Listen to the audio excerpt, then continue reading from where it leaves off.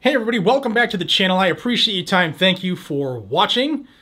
Yesterday was a House Oversight Committee hearing, and it was the third one in the Attacking Guns series in which they're trying to make America, they're pulling at the heartstrings. And I'll admit, I wasn't able to watch it yesterday in live time. I'm still catching up, watched bits and pieces of it so far, because my daughter hurt her wrist yesterday, and we spent time at the doctor's making sure it wasn't broken. So I've been playing catch up, and I wanted to bring this to you. There were fireworks yesterday in that hearing. I'll set the stage, and then I just want you to listen. Representative Clay Higgins of Louisiana is on the side of the Second Amendment. And without giving away what he said, he was asking his colleagues, what would happen if you keep going down this road? What will happen? And then a response from one of his colleagues, Jerry Connolly out of Virginia. Wow. Watch it. Mr. Buse, does an American citizen have the right to defend their home from armed, violent home invasion? Just yes or no. It's not a trick question. Yes, sir. I believe that the Supreme Court has established that right. Yeah, it was well defined 240 years ago, reaffirmed by Article 3 and every sovereign state since. Ms. Sampson, you believe an American citizen, a free American, has a right to defend his home from armed, violent invasion? With respect, thank you for the question. The things that we're talking about won't prevent. Well, we're moving past you. Ms. Okafor, does an American citizen have the right to defend their home from armed and violent invasion? Absolutely. Not only is a human right, it's also guaranteed by the Constitution. Absolutely. What my colleagues are doing, it's unbelievably beyond the pale of anything reasonable or constitutional. Everything we're leading towards here is the seizure of weapons from the homes of law-abiding American citizens that have purchased those weapons legally. You're setting up gunfights in the homes of Americans between Americans responding in the dead of night. When do you think ATF and the FBI comes to a house? In the dead of night.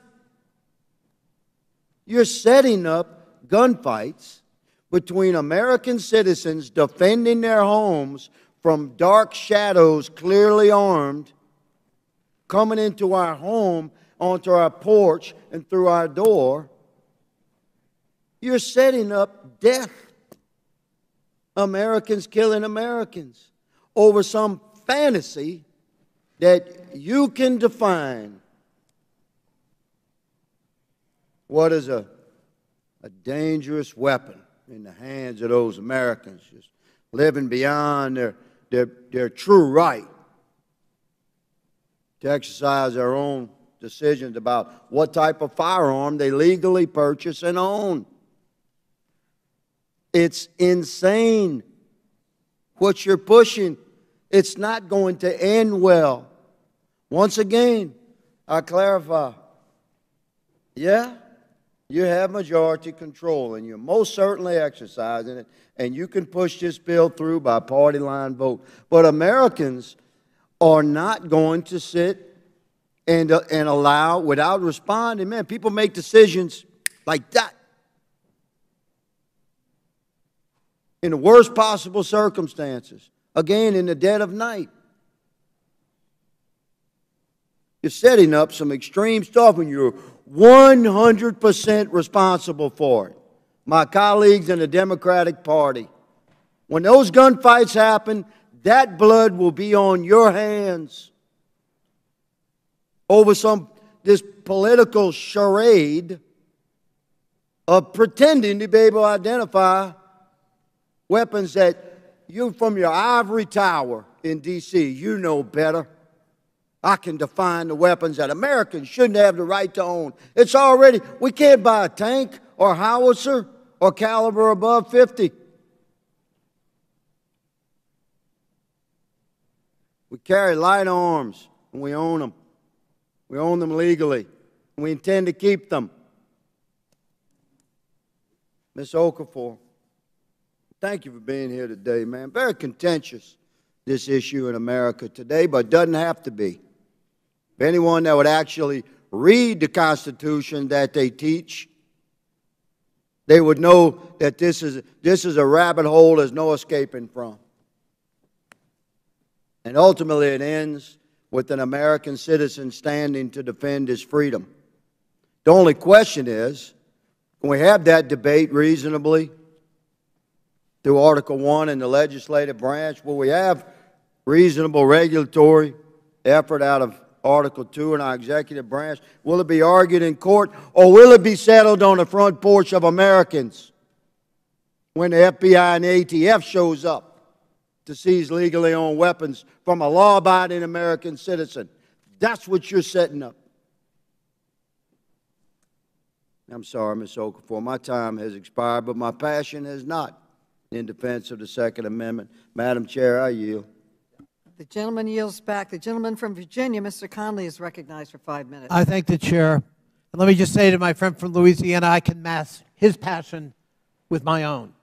And we will not be threatened with violence and bloodshed because we want reasonable gun control. Is the gentleman pointing? I will not yield. I will not yield. I'm not. My time, Madam Chairman. And I'd like the time I'd ask restored. the gentleman I'd like to the time retract restored that from the statement. interruption. You just heard it. Another threat of violence. Madam Chair, I'd like the word stricken. Madam Chairman, it is my time. Madam Chair, point of order, Madam Chair. Can I put up? Can I put up? Members will suspend.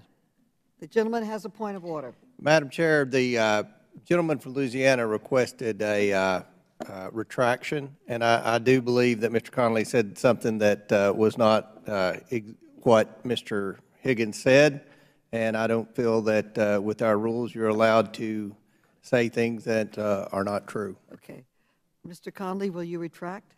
I don't know what it is I'm expected to retract. I heard you pointed at me and said I was threatening you, brother. If I can finish, Madam Chairman, if I can finish in response to your question, Madam Chairwoman, I heard the gentleman from Louisiana say that blood would be on our hands if we attempted to pass legislation that could yield to his imagination, apparently, of ATF agents and FBI agents going to someone's front porch and taking away their weapons.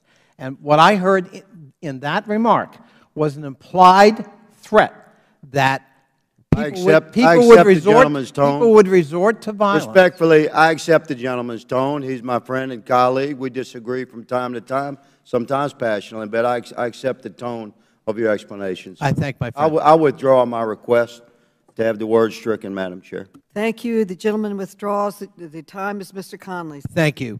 So, yeah, that's these hearings, I think they're just ridiculous. I absolutely think they're ridiculous.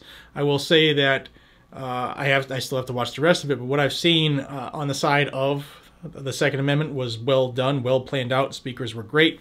On the side of the anti-gunners, bunch of clowns. But that's what they do. That's what they're trying to do, is they're going to drive that nail home no matter how many times they have to strike that nail in the head. But we see through them. We absolutely see through them. Let me know what you think about these fireworks here. It was good. As somebody who watches these hearings a lot, they're very mundane, and they literally will put you to sleep in your office chair. Trust me, I know. But this one, I mean, this got me awake, and I was listening very intently too. So let me know what you think down below. I will keep you updated on anything that comes out of Washington, D.C., although they're leading into a break right now in Congress, so we might have a couple weeks of just... But that does not mean we cannot remain vigilant. Guys and gals, it's coming from every angle. Just because the feds will be on a little break, the states, we got to watch them. And we've been winning quite regularly in the states, and it's really, really good.